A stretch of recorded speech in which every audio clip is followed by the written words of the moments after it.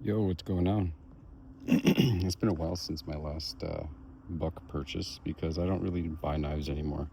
I really feel like I've found what I need for practical use and then extended adventures. So, yeah, collector's knives just to display aren't really my thing. But I got an accidental buck 110 last year. It was December 23rd. I literally had it in my shopping cart and just had a bunch of other things in there and just didn't even pay attention. Showed up at my door. It was my first introduction to a buck in general. I was very impressed. If you haven't seen my series of videos since December of last year, I really, some of you are here because of my buck fascination, but it really blew me away. So I've since I was given a buck prince. I got a buck 55, and yeah, the only thing that was missing was a buck 112. Here we are, Thanksgiving. I bought this on Thanksgiving actually because it was still like, or was it, did I buy it on Black Friday? Yeah, I bought it on Black Friday. I guess technically it was Thanksgiving night. The deal was there, so what the hell? Oops. Now I couldn't go with just the standard, of course, because the Buck 110 is near and dear to my heart. 110, as I've said before on my channel, is my birthday. 110, January 10th.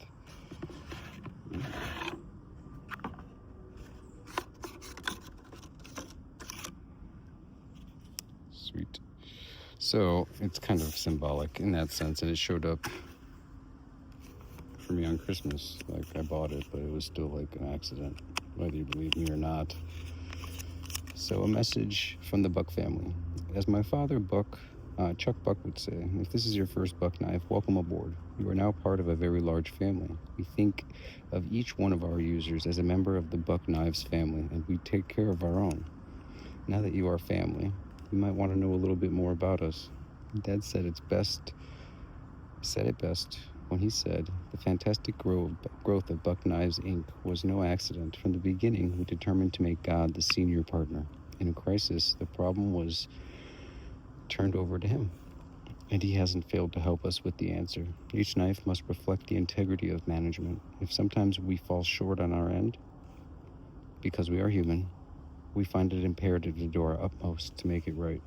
If any of you are troubled or perplexed and looking for answers, may we invite you to look to him, for God loves you. C.J. Buck, CEO and Chairman of Buck Knives. Famous forever warranty. I've actually used this twice now. It's a great warranty claim. This is going to be a several part video. I guess I'm going to cut it up into segments because I'm going to do like a size comparison between this and the 110, 55, and the Prince. And then I've had this Recon, and that's another reason I bought this Buck 112, because I loved this knife, the Cold Steel Mini Recon.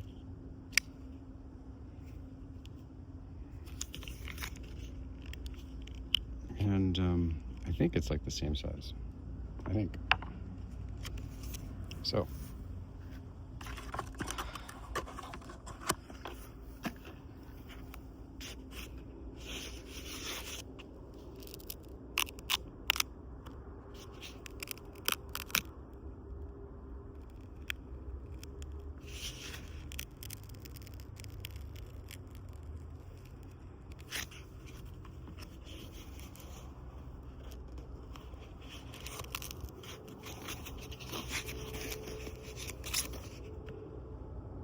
Nickel silver. I did open this once already, so goodness gracious, that's a great one second. Zoom out and put that away. But yeah, nickel silver, Buck 112. I had to be different just because it's the 112, and I'm not going to buy another one. I'm not a collector, but I really was so impressed. This is kind of my thanks, Buck, for the great customer service when I did utilize your spa and creating a great product. So this is kind of like, I didn't need it. I was curious, and I don't normally do this, but I was like, fuck it, here, I'll buy it. Just because supporting the company, however small the impact is, whatever. Let's take a closer look.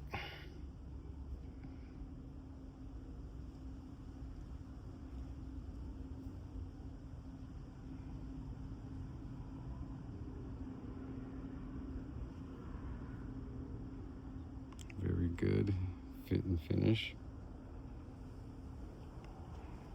Now it is very gritty and very stiff. Now that's what I said when this is what I meant when I said that I was going to make this a multi kind of part video. It's because, oh, by the way, that lockup is, I didn't understand when I heard other buck knife lovers say, oh, it's bank vault. Like, this is fucking like stuck open, like good stuck. But it's so like, it's got a half stop, like without, and there's a grit right there. A lot of people are turned off by that. They don't understand like how a knife like this is constructed and then polished afterwards. Like when you get a knife with those Torx bits and screws, typically each part is finished beforehand on an assembly line. So you have like the scales that are finished, the screws are all finished, the liners, the blade, and everything's kind of in pristine condition, and then they assemble it and screw it together. So you don't really have an issue the same issue as you do with traditional knives. These are pinned together, so basically they get all the materials and rough shape them. Then they pin them together, peen them then, and then they sand and grind the profiles into it. Then they buff it at the end, so it's going to leave a lot of the grit inside of it. That's normal. Like this, I can see how if I was newer to traditionals or knives in general, that would turn me off and I would like just return it, but that goes away. I use this lubricating gun oil. I literally just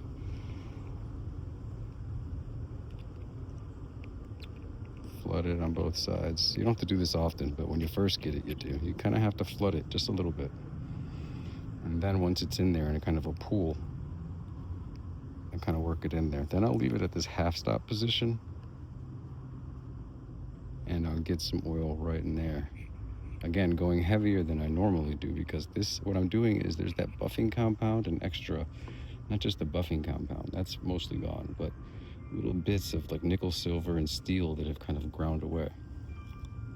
So now, that's what I call pumping it. I'm getting that oil in between that back spring, between the bolsters and the blade.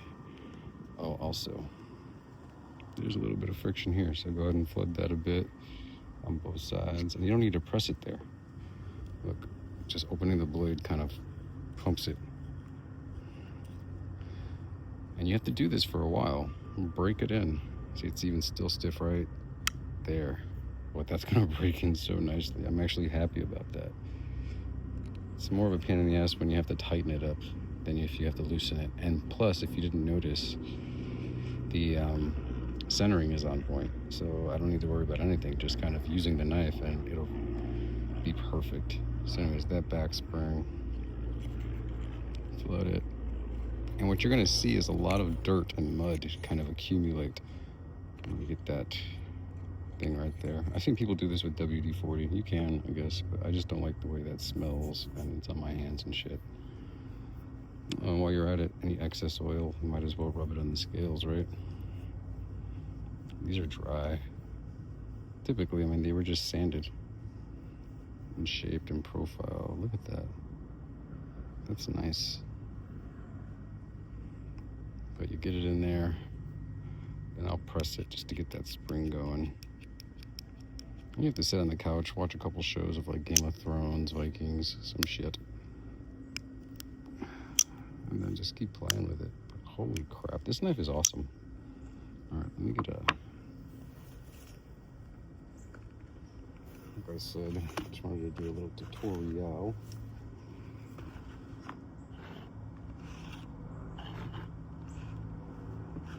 Let me set this up, should take 2 seconds. Anyways, like I said, you do want to keep pumping it for a while. Let it sit, because that oil will actually keep seeping through every nook and cranny of that knife. And as you see, extra oil will come out, and you just take a napkin or a handkerchief and kind of wipe off any excess. You will start to see mud coming through. Like, I call it mud, but you can see how it's just darker. It's bits of metal that are just, you can't avoid that. The knife is pristine, but they can't get every spot without doing this to it. And this is your job. This is going to become your knife. You need to break it in yourself. But you know that that's, I call mud because it's darker. Watch what happens when I just wipe it away. It's pristine again. This is what I do. I have pipe cleaner to this shit. While you're here, just kind of take it and go across that side, in between here. See right there. Opener all the way. Just takes off most of the larger bits.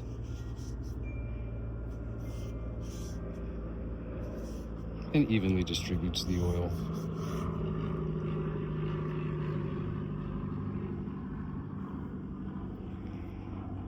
Let's go right here too. And then right here where the lock bar is, sometimes a lot of dirt accumulates right inside of there, and it'll hold up lock up. But anyways, that's just what I do. And it's pretty much good to go. It might have some oil seeping through that's dirty. Just wipe that off as it goes, but usually the sheath does that. You can get to work. I like to keep playing with it until it's a little bit more easy than this is, because it's just still a little too stiff. But it doesn't seem like it'll take long at all. Maybe about just the day, because I'm going to keep tinkering with it, fiddling, fidgeting. Anyways, onto this. Man, I can see what they were saying. It is a little bit different. It's like a whole different knife. Oh yeah, this is wearing in nicely.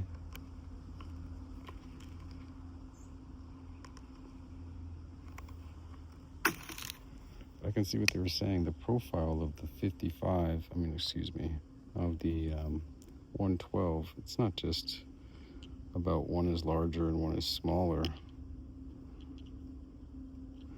You can see right there, there's like a profile right at the finger. This one doesn't have it. I mean, this one has it, it just hasn't been cut away, because if you look at the dimensions, you can see that with your eye. It's the same more or less dimension. They just took the grinder and sanded this way a little bit more. So if you wanted to have this kind of effect on this knife, you could just take your grinding wheel, like your belt sander, and kind of like really quick. You could also just keep going and get yourself some finger grooves too. Love the 110. Oh goodness. Folding Hunter. But yeah, I can see this is really comfortable actually. I wish this had 110, but it's not like that one's bad or anything. It's just, wow, that really does make a difference. Like, for me at least, just comfort. I think I'm gonna mod this one with that. Yeah, because the pin is the same distance away. Yeah, all I gotta do is kind of, yeah. Oh, wanted to see size comparison with this bad boy.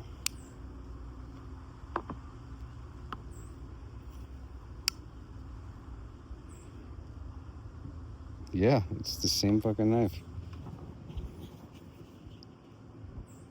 It's kind of the perspective is skewed. Do this for you. Let's see, there we go. It's hard to tell. Knife isn't perfect. Move that out of the way. That's move back just a bit so you can see. Yeah. It's basically the same knife.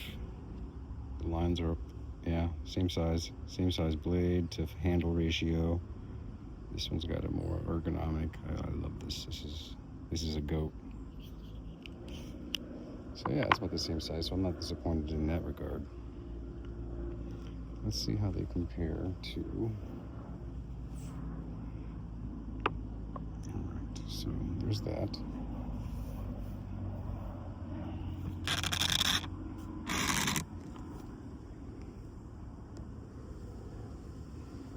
Alrighty, happy holidays. So there's that. There's the buck 110.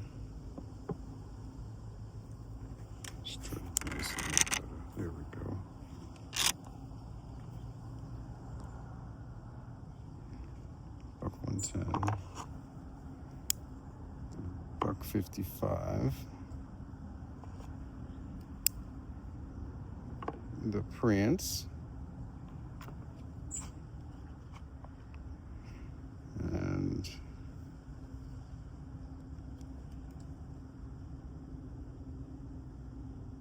$301 Stockman.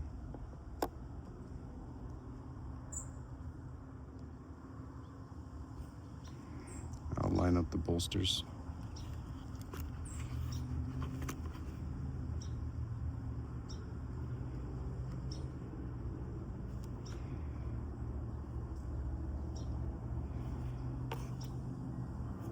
So you can truly see the length. The bottom bolsters are lined up.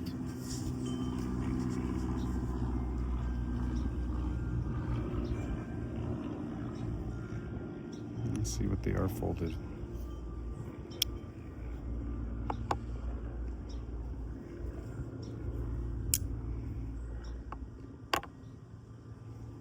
My little Buck USA collection. This one's 35 years old.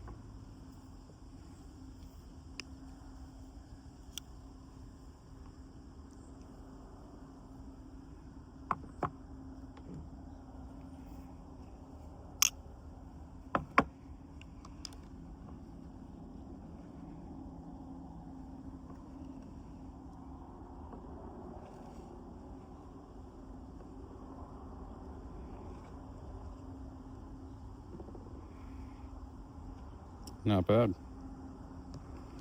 Not bad at all. Might as well compare these sheaths too, so you can see the Buck 110. Because you watch Dukes of Hazzard, a lot of people fell in love with the Buck 110 because they thought that those Dukes of Hazzard boys were carrying around a 110, but actually they were carrying around a 112. Funny, right? So like when you bought yourself a 110 thinking you were being all Dukes of Hazzard, you put this on your belt and you were like, man, this is fucking big. I guess I ain't so like Dukey as I am Hazzard, but this is yeah, what the fuck? But anyways, yeah, this is a lot smaller. So just so you know, I'm not a fan of Dukes of Hazzard at all, but I mean, I heard a lot of people went that route.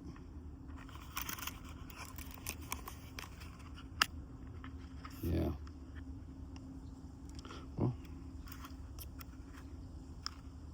let's see how this one feels on the belt as is. If not, then I'm just gonna do this to it. Different, of course. That was practice. Anyways.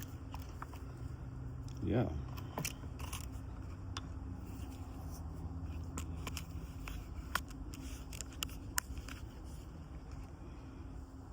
Thanks for watching. It's my unboxing of my new toy.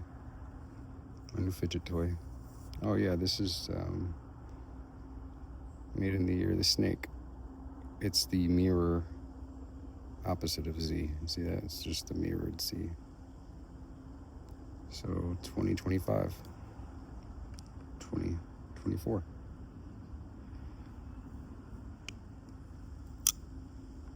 '24. 1990, 2017.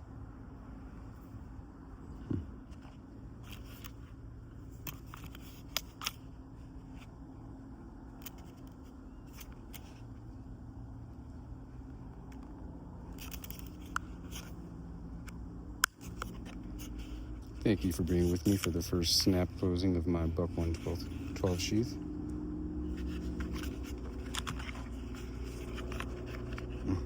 Alright. What do you think? Thanks for sticking around. The joys of living next to an airport. Live long and prosper.